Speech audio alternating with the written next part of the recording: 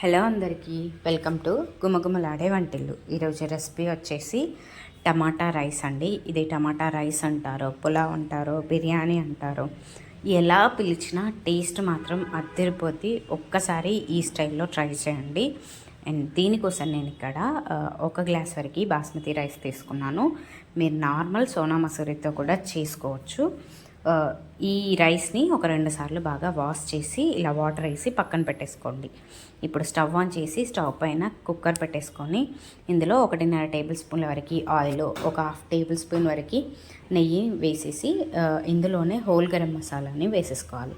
ఒక 5-6 పచ్చిమిరపకాయలని సన్నగా కట్ చేసుకొని వేసి ఇప్పుడు ఇందులోనే ఒక 2 మీడియం సైజు ఆనియన్ని సన్నగా కట్ చేసి వేసేసుకోండి.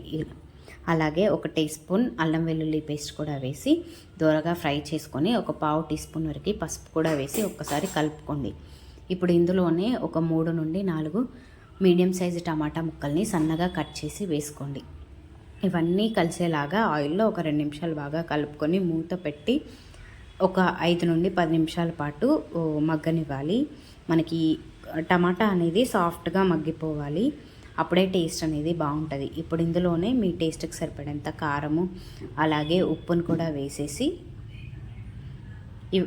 ఒక 1/2 టీ స్పూన్ వరకు ధనియాల పొడిని కూడా వేసేసుకోండి. ఇవన్నీ కలిసేలాగా ఒకసారి బాగా కలుపుకొని మూత పెట్టి ఒక 2 నిమిషాలు ఈ ఉప్పు కారం ఇవన్నీ మగ్గేంత దాకా ఒక 2 నిమిషాలు మగ్గనివ్వాలి. ఇప్పుడు ఇందులోనే పెరుగులో ఉప్పు కాస్తంత కారం వేసి బాగా కలిపి ఇందులో వేసేసుకోవాలి. దీనివల్ల మనకి పెరుగు అనేది వేడి తగిలినా పగలకుండా ఉంటుంది అనమాట.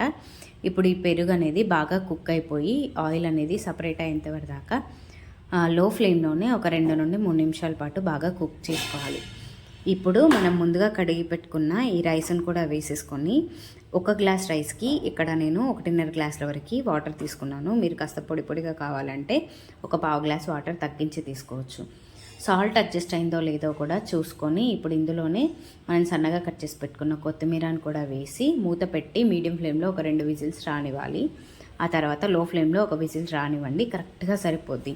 ఇప్పుడు మూత తీసి చూసాము అంటే టమాటా పులావ్ రెడీ అయిపోయినట్టే.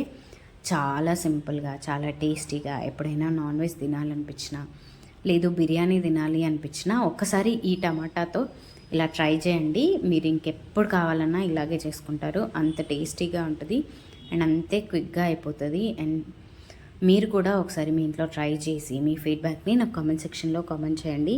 ఇలాంటి సింపుల్ అండ్ టేస్టీ రెసిపీస్ కోసం గుమగుమలాడే వంటిల్లు ఛానల్ని సబ్స్క్రైబ్ చేసుకోండి. Thank you for